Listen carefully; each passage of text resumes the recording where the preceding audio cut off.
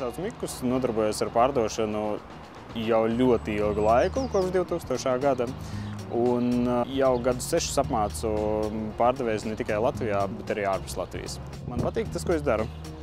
Man patīk tas, kā cilvēki jūtas pēc manām apmācībām un kādus rezultātus viņi sasniedz. Man daudz jautā, kur es esmu iemācījies tā pārdot. Neticiet pie klientiem. Bet pats interesantākais, ka, protams, ka man ir bijuši arī skolotāji, kas ir stāstījuši, kas ir tas, ko es varētu darīt citādāk. Tas, ko es piedāvāju šobrīd, ir gan savas zināšanas no prakses pie klientiem, gan arī šīs zināšanas par to, kā pastāstīt katram cilvēkam tā, lai viņš dzird. Kā notiek pārdošanas kung fu? Ļoti vienkārši. Mēs atnākam vienā zālē, jums ir sagatavots uzdevums, jūs šo te uzdevumu pildat, tas ir video treniņš, kur jūs saņemat atgriezenisko saiti. Tas, ar ko mēs strādājam, ir tikai tas materiāls, ar kuru atnāk dalībnieki. Ja, tad nekas cits, nekas liekas, tikai tas, ar ko jūs atnākat. Tie jautājumi, tās problēmas, tās kļūdas, tas, kas sanāk, un tikai un vienīgi instrukcijas par to, lai sanāktu vēl labāk. Ai, es sapatrojos.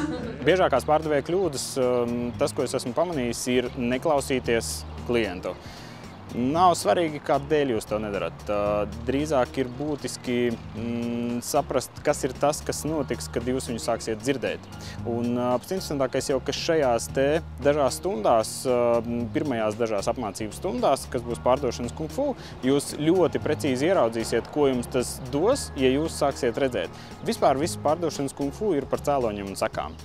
Tad kas ir tas, ja es sākšu darīt to, tad kādas sekas tam būs? Tas ir tikai vienīgi par to, nekas cits. Tad sava analīze, ļoti dziļa, precīza, kodolīga analīze ar piemēriem un to, kā varētu darīt, lai būtu labāk.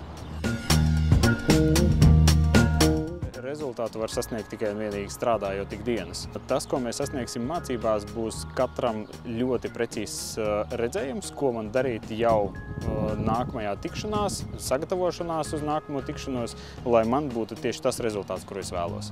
Tas ir tas, ko jūs sasniegsiet šajā pārdošanas kung fu.